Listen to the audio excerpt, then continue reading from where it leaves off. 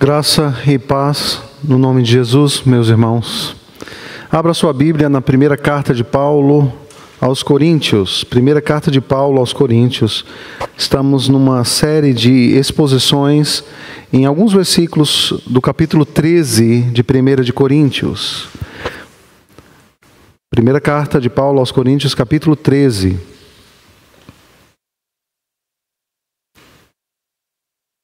Vou ler o texto dos versos 4 até o verso de número 8, parte A, nesse instante.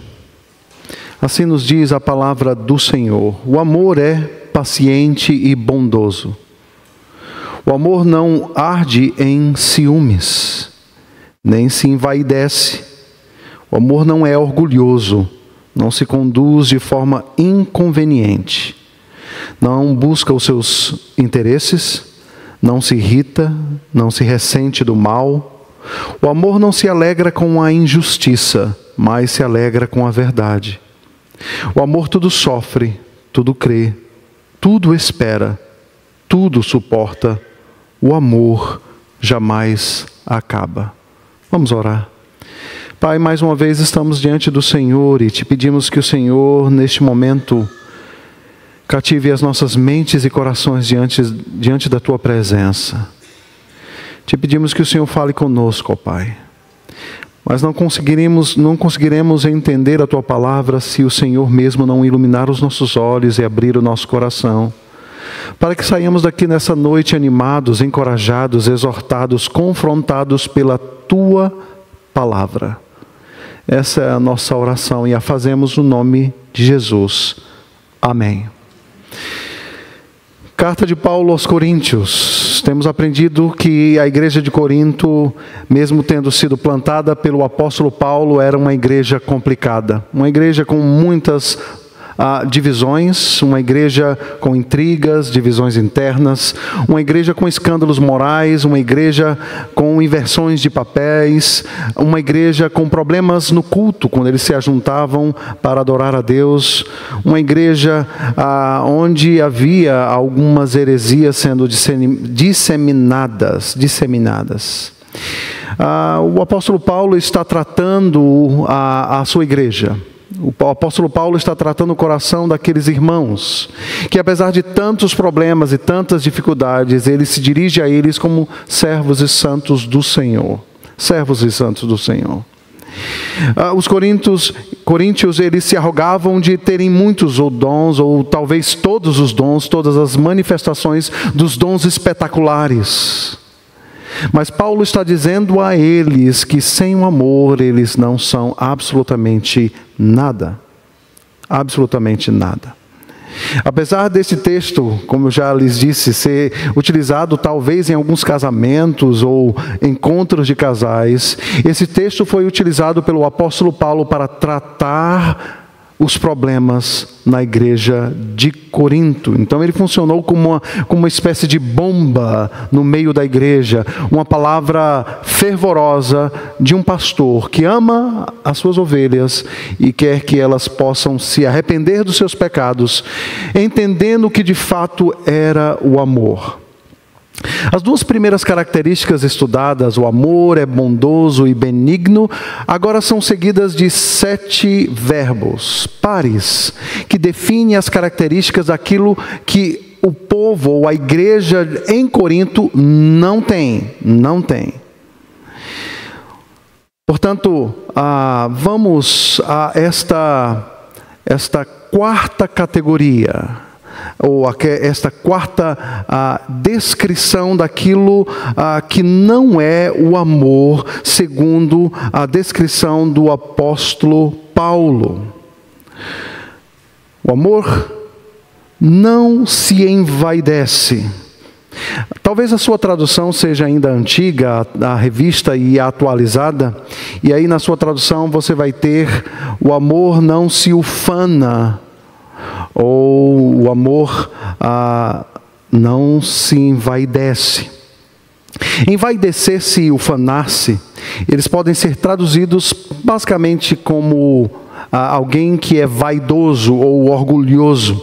Na literatura secular grega, ele tem um significado de ostentação, de glória, de pessoas que estão à busca de uma falsa glória.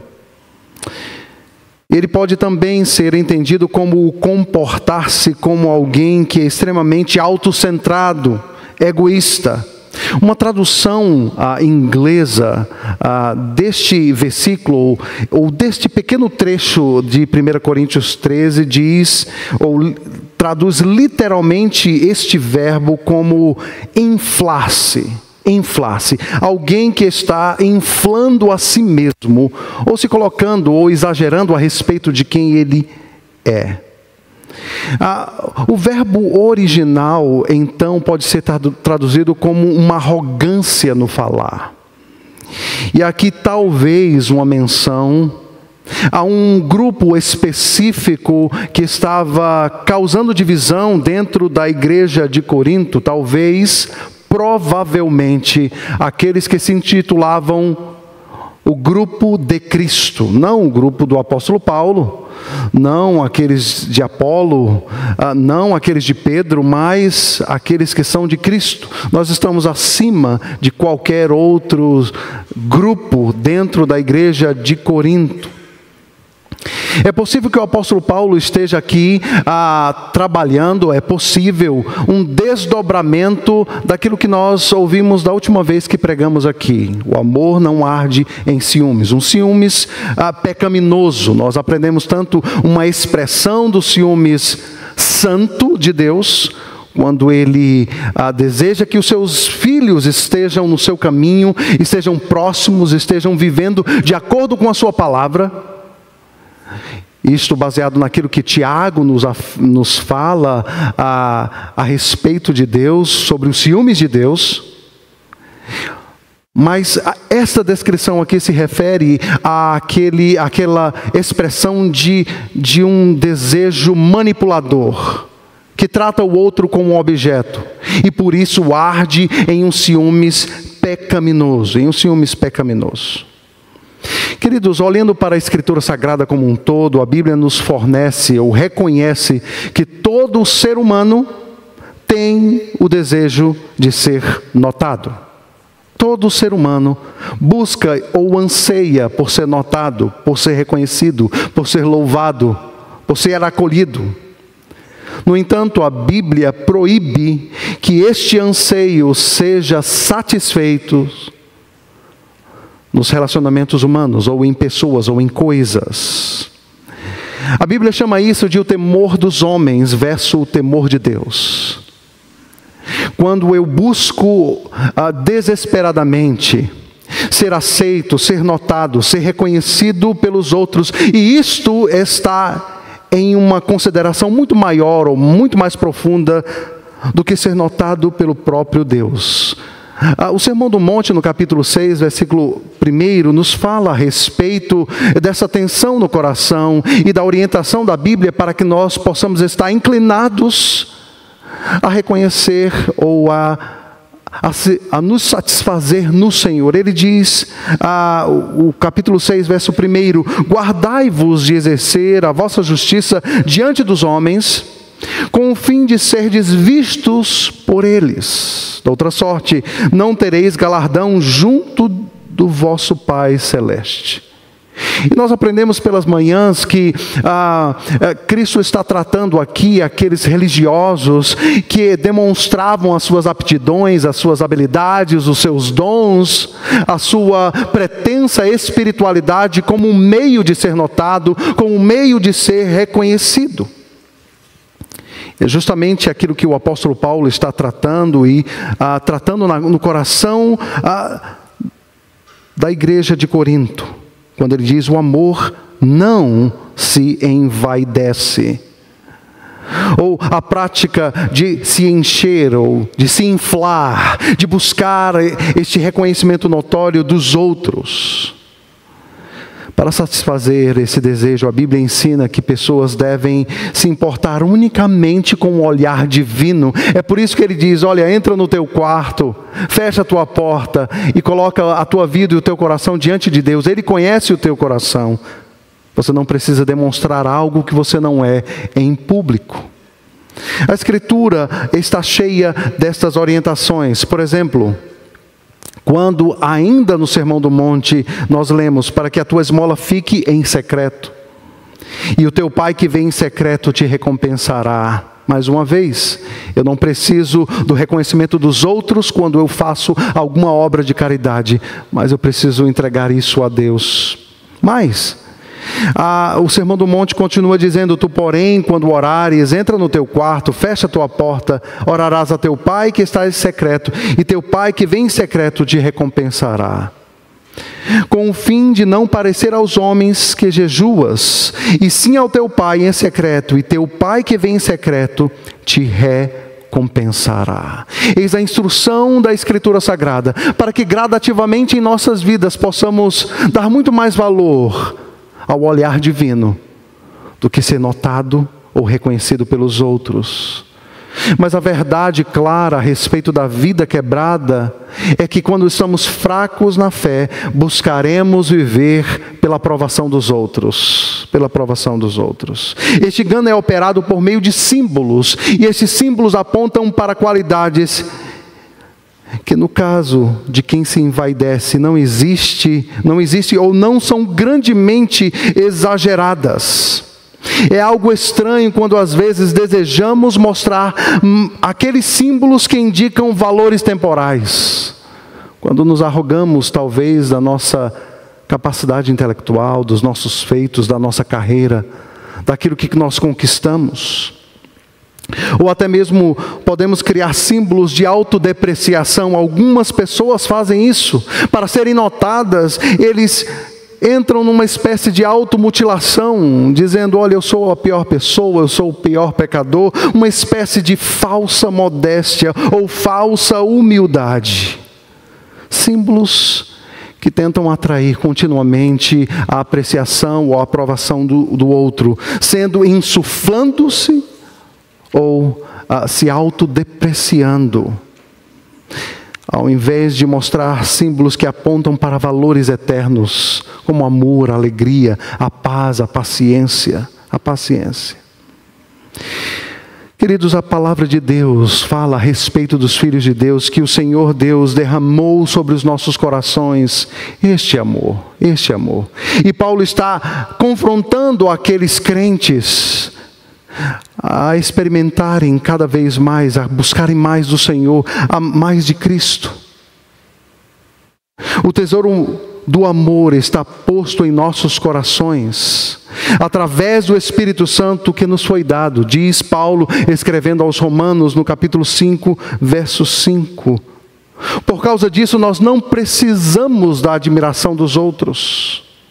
E é por isso que eles podem ser pessoas seguras e equilibradas, sem qualquer necessidade de admiração dos homens, e podendo viver uma vida que aponte de fato para o grande tesouro que guardam em seu interior, em seu coração, o amor de Deus derramado em nossos corações. Eis aí o primeiro significado, a primeira parte desta descrição daquilo que não é o amor. O amor não se envaidece, o amor não se insufla, o amor, ele é desprovido destas coisas, ele é precisamente o contrário. Algumas aplicações inicialmente para nós pensarmos a respeito disso. Paulo está se dirigindo a alguns pontos específicos da carta, da sua primeira carta, nós veremos mais adiante. É interessante que quando nós nos envaidecemos com alguma coisa, nós tomamos um dado divino, ou um presente de Deus, e usamos contra Deus. Por exemplo, pessoas com altas habilidades, uma inteligência fora da curva, elas podem usar das suas inteligências, das suas habilidades, da sua capacidade em louvor e glória a Deus.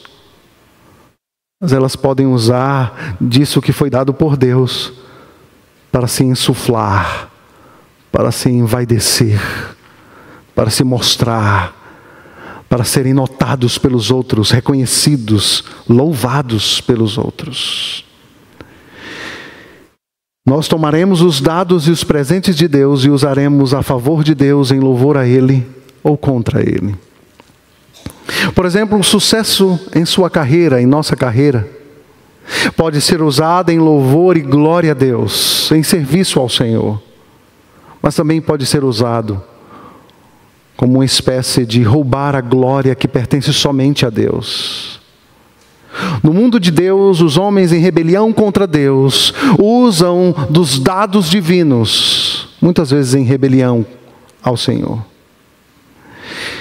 Talvez pessoas com formações educacionais, que passaram por instituições educacionais privilegiadas, distintas, podem agora usar desses títulos, desses diplomas, desses currículos como uma forma de demonstrar que são melhores do que outras pessoas que não tiveram as mesmas oportunidades que estes tiveram. Percebe que tudo, absolutamente tudo aquilo que Deus dá ao homem, Ele pode usar a favor, em glória, em louvor a Deus, ou em rebelião contra Deus. Pessoas que possuem muitos recursos, e esses recursos dados por Deus, essas pessoas podem também usar desses recursos para se envaidecer. E não usá-los, ou usar esses recursos para servir o próximo, para servir a igreja, para servir em boas causas, talvez causas humanitárias, causas nobres. Não. Nós podemos tomar isso e usar isto contra o Senhor. Quando pensamos em relação às coisas da igreja, aquilo que Deus nos deu dentro da igreja, no ministério nós podemos também tomar esses dons dados por Deus e utilizá-los para nos sentirmos melhores do que os outros. Quando talvez podemos ser tentados a usar isso como uma espécie de disputa dentro da igreja. Quem é o melhor? Pessoas com habilidades musicais podem usar os seus dons para o louvor e glória de Deus, como também pode usar as suas habilidades musicais, artísticas, como uma forma de arrogar-se diante dos outros. Somos pecadores, tentados a diversas coisas, batalhas se travam dentro do coração. Pastores, professores, mestres, podem se utilizar dos dons dados por Deus para tentar roubar a glória que só pertence a Cristo. Que só pertence a Cristo. Paulo, a respeito disso, diz: não. A vida do cristão, ou o amor, que é a característica básica do Filho de Deus, rejeita completamente isso. Para Paulo, ser um cristão e ser alguém que é cheio de si mesmo, não combina em absolutamente nada. Mas o segundo par desta característica descrita por Paulo é que o amor, ele não é orgulhoso. O amor não é simplesmente, ele não se envaidece, mas ele não é orgulhoso. E a respeito disso, queridos, existe uma luta, uma confusão, justamente baseado na nossa própria cultura a respeito do orgulho. Alguns dizem que este é o pior defeito dos seres humanos, o orgulho, a soberba. Mas, ao mesmo tempo, outros reconhecem que o orgulho é uma experiência, um sentimento, e um dos mais mal entendidos sentimentos na experiência do homem. Os Guinness, um sociólogo cristão britânico, nos ajuda a olhar para a nossa cultura e perceber esta confusão dentro da nossa própria cultura. Ele diz, abre aspas, o mundo contemporâneo achou duas formas de transformar esse vício em virtude. E elas não podem ser ignoradas. A forma mais comum é mudar sua definição, confundir orgulho com respeito próprio. Fazer com que ser contra o orgulho seja visto como prejudicial à saúde. Afinal, é correto ter orgulho de si mesmo. É prejudicial não ter autoestima. Portanto, porque o orgulho deveria ser considerado pecado, por que o orgulho deveria ser considerado pecado? É entrar numa livraria e perceber que a seção intitulada autoestima cobre talvez 70% de uma livraria comum hoje. A doutrina da autoestima leva-nos num caminho contrário ao caminho escrito e ensinado pelo apóstolo Paulo. Em nossa cultura, alguém que tem baixa autoestima deve inflar-se de si mesma e se convencer que ela é maravilhosa, ela é bondosa, ela é gloriosa, ela tem muito potencial, e depois de se insuflar, pronto, a autoestima curou todas as coisas na experiência humana. Quando as Escrituras Sagradas não nos ensinam dessa forma. A Escritura Sagrada nos leva para fora de nós mesmos, faz-nos reconhecer quão miseráveis e pecadores e necessitados nós somos de um Deus. A Escritura Sagrada nos leva a amar a Deus e amar ao próximo.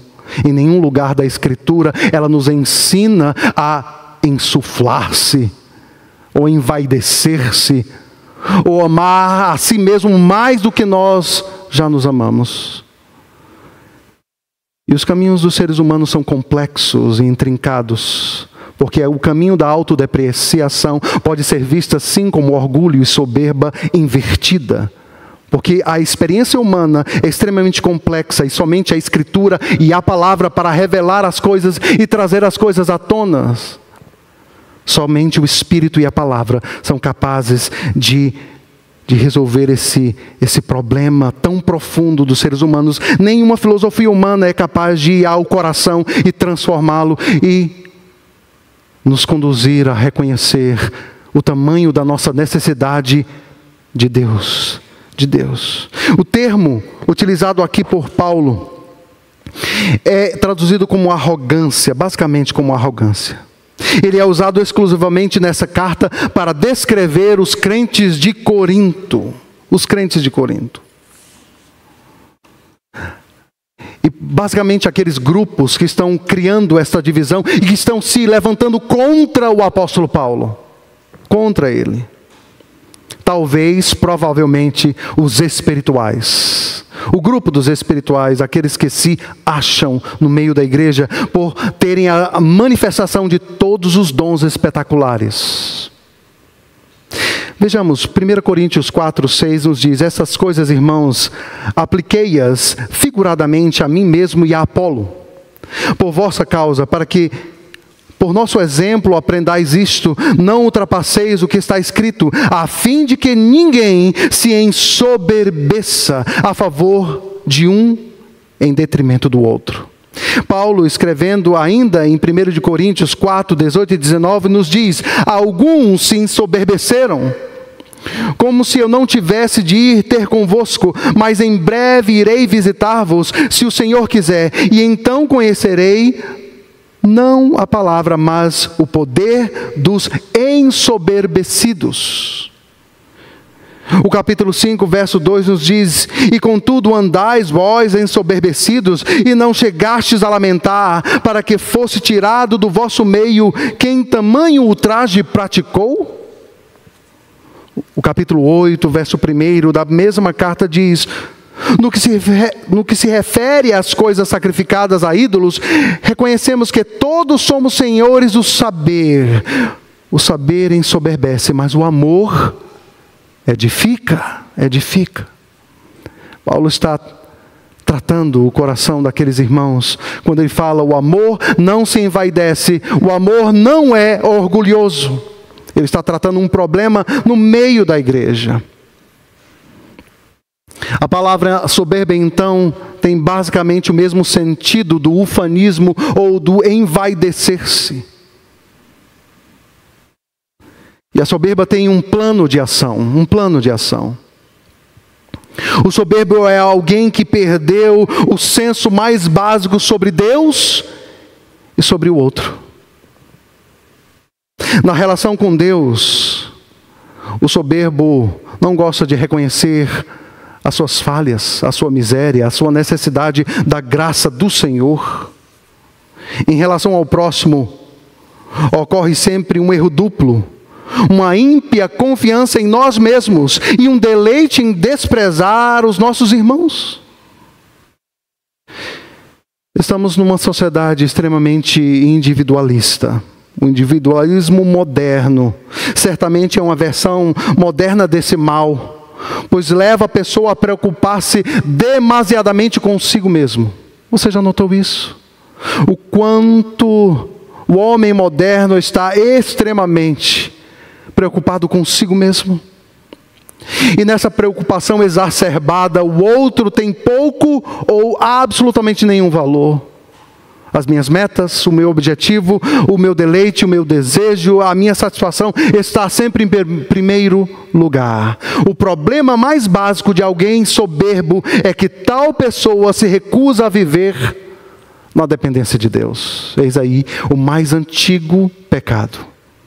Quando os homens deram ouvidos a outras vozes, quando eles acreditaram num engano articulado pela antiga serpente, a saber, Satanás, de que eles poderiam ser autônomos, independentes, conhecedores do bem e do mal, assim eles seriam como Deus. Esta é a introdução da conversa sorrateira da antiga serpente. Vocês podem viver de uma forma autônoma, independente. Não depender de Deus, queridos, não significa ser de fato independente do Senhor, porque todos os seres humanos sobre a face da terra são dependentes de Deus, sejam eles cristãos ou ateus. Todo ser que respira, existe, se move, por causa que Deus dá a ele a possibilidade de fazê-lo. Mas na prática, a soberba ou o orgulho na vida de um cristão se manifesta quando ele despreza os exercícios espirituais. Em outras palavras, a falta de leitura e meditação na palavra de Deus e a falta de uma vida de oração carregam dentro de si um profundo significado. Vou repetir. A falta de leitura e meditação na palavra de Deus, a falta de oração, de uma vida de oração, carregam dentro de si um profundo significado. Ouçam bem, eu me garanto. Eu não preciso tanto assim de Deus. Eu não preciso viver na dependência da Escritura, da palavra, de uma vida de oração, a despeito de Cristo, sendo Ele Deus que vivia a meditar nas Escrituras e vivia em uma vida de comunhão e oração. Quando essas coisas estão ausentes das nossas vidas, isso significa alguma coisa. Eu posso viver a minha vida sem necessariamente depender das palavras de Deus ou de uma vida de oração. No fundo, não exercitamos as práticas espirituais, não porque não temos tempo, mas porque não damos o valor suficiente a isto. É duro de ouvir, sim. E essa é uma palavra a todos nós, sem nenhuma exceção. Não é porque não temos tempo, não é porque a vida em São Paulo é corrida e agitada, é porque numa escala de valores existem outras coisas que estão em primeiro lugar, que estão vindo em primeiro lugar. Quando damos valor a algo, damos um jeito e fazemos. Mas quando algo na prática não é importante, assim dizemos, eu não tenho tido tempo. Essa é a justificativa. Esta é a justificativa. Mas o caminho que Paulo nos ensina é o caminho contrário. Aquele que ama é humilde. Talvez esse seja o maior desafio prático do cristão: depender e esperar em Deus. Para isso precisamos do amor divino. Um amor que não nos deixe ficar entorpecidos com um senso de uma importância pessoal. Um velho pastor, de nome João Calvino, falando ou escrevendo a respeito deste tema, disse: o homem, pois que se deixa governar pelo amor, não se infla com orgulho, olhando para os outros com desdém e sentindo-se satisfeito consigo mesmo. O outro pastor, de nome Adam Clarke, escreveu: pois ele sabe que não tem nada senão aquilo que recebeu, e que não merece nada que porventura possua. Cada homem cujo coração seja repleto do amor de Deus é cheio de humildade. A humildade é a virtude que nos fala quem nós somos realmente. Ela coloca os nossos pés sobre a terra e nos mostra quem nós somos, o desesperadamente carentes e necessitados do amor de Deus. Do amor de Deus. E é impossível não chegar à conclusão de que o orgulho, a soberba, a arrogância é um problema de todos nós. De todos nós. Absolutamente. De cada um de nós. Em medidas diferentes. Em medidas diferentes. Mas o orgulho, a soberba, é algo que a Escritura nos fala que fez com que o anjo Lúcifer caísse da sua luz. O anjo de Deus que quis ser como o Altíssimo e deixando o seu coração se insuflar, caiu em pecado sem possibilidade de restauração.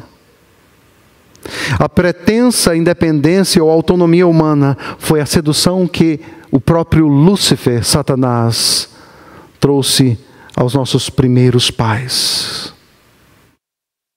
Grandes servos de Deus têm sucumbido ao pecado do orgulho, da soberba, da arrogância e têm caído em desgraça. Grandes pregadores já caíram porque se acharam capazes de roubar a glória que só pertence ao Criador. Depois da queda de nossos primeiros pais, o que assistimos ao longo da nossa história é a repetição de coisas que temos visto desde o começo. A sedução de que homens e mulheres são autossuficientes e independentes. Independentes. Mas há esperança. Há um caminho de volta. E a Escritura nos dá essa esperança. Diante de uma palavra tão dura, tão difícil de ser ouvida por cada um de nós, sem nenhuma exceção, há um caminho de volta. A cada passo que você der em direção a Cristo, a luz de Cristo ilumina a sua vida e lhe faz conhecer mais e mais de você mesmo. Mais e mais de você mesmo. Talvez você nessa noite ache ou tenha a convicção de que você é uma pessoa humilde. Mas o orgulho, a soberba, a vaidade é uma experiência básica de seres humanos caídos e pecadores. E é o caminho do amor apontado por Paulo que nos leva numa outra direção. Numa outra direção. Absolutamente tudo foi atingido, mas há esperança. E o primeiro passo para a mudança, para um caminho de volta, é reconhecer que você tem problema com isto. Ao reconhecermos que nós somos orgulhosos, soberbos, arrogantes em medidas diferentes, mas somos, nos envaidecemos em muitos momentos da vida. Isso nos coloca num trajeto de mudança, na direção daquilo que o apóstolo Paulo está nos ensinando. Lembrem-se, nós podemos tomar os dados maravilhosos da criação de Deus e usá-los contra Deus, contra Deus.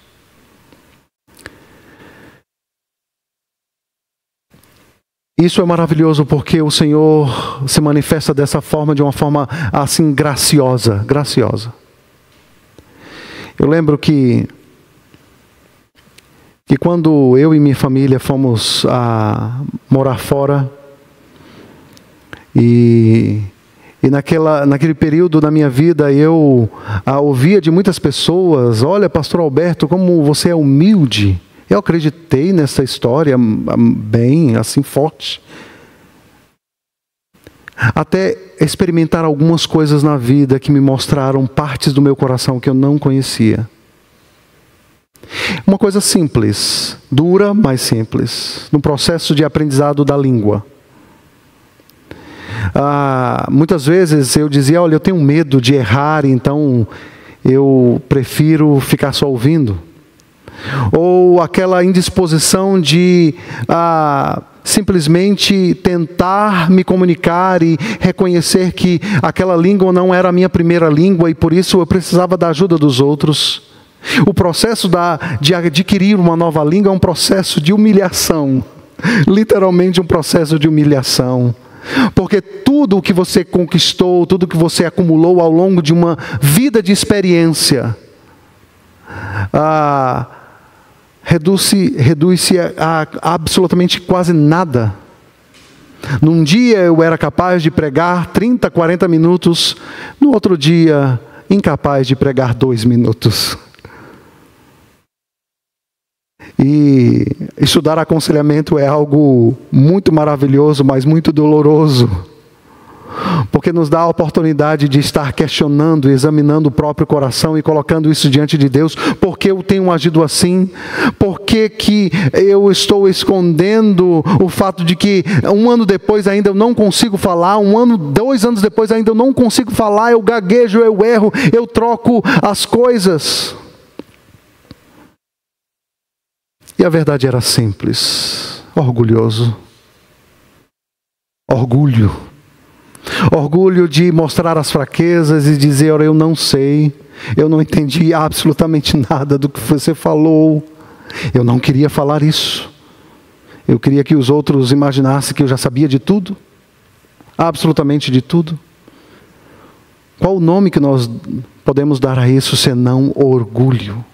Orgulho. Aquela língua não era a minha primeira língua. Se cometemos erros falando a nossa própria língua, o que dizer falar a língua dos outros? Não seria tão normal e tão simples dizer: olha, eu erro mesmo e vamos lá, por favor, me ajuda aí. Mas depois de muito sofrer, de muito avaliar e reconhecer de fato, eu estou sendo tão orgulhoso, Deus vai quebrando o nosso coração, quebrando o nosso orgulho, até que eu desisti disso e passei a exercitar pela fé, dizendo: olha, por favor, fala no slow motion, para que eu te entenda.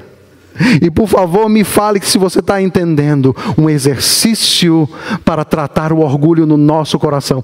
Essa é uma pequena experiência que nos mostra que cada um de nós, em diferentes atividades, em diferentes experiências da vida, lutamos com orgulho, mas o orgulho é o caminho contrário ao caminho que Paulo está nos ensinando aqui.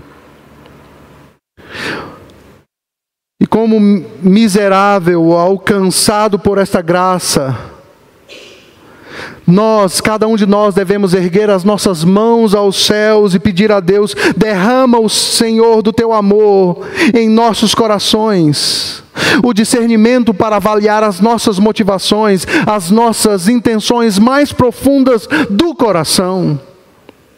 Porque queremos o que queremos, porque desejamos o que desejamos, porque fazemos o que fazemos. Qual o remédio para este mal que atingiu homens e anjos? E o remédio é o amor de Deus derramado em nossos corações em Cristo Jesus. Queridos, quantos relacionamentos foram quebrados e não foram reatados por causa de orgulho na sua vida, na minha vida? Talvez o seu casamento esteja por um triz, para cair num precipício, mas em nome da sua própria reputação eu vou esconder, e ninguém precisa saber que nós temos dificuldades e problemas nos nossos relacionamentos conjugais. Eu prefiro destruir a minha família do que sujar o meu nome. O que vão pensar de mim? Orgulho, orgulho e orgulho. Talvez a sua vida esteja à beira de um abismo, mas por causa da sua imagem, você não busca ajuda. Você esconde para si mesmo. Essa é uma mensagem para todos nós, sem nenhuma exceção. Nenhuma exceção. Mas você pode dizer a si mesmo: eu não tenho problema com isso. Mas veja, talvez o seu orgulho esteja travestido de uma falsa humildade, ou até mesmo de uma autocomiseração. Eu sou o pior. Eu sou o mais feio, o mais pecador. Eu sou um traste mesmo. Eu sou ninguém, um trapo de imundícia. Este também não é o caminho. Não é o caminho.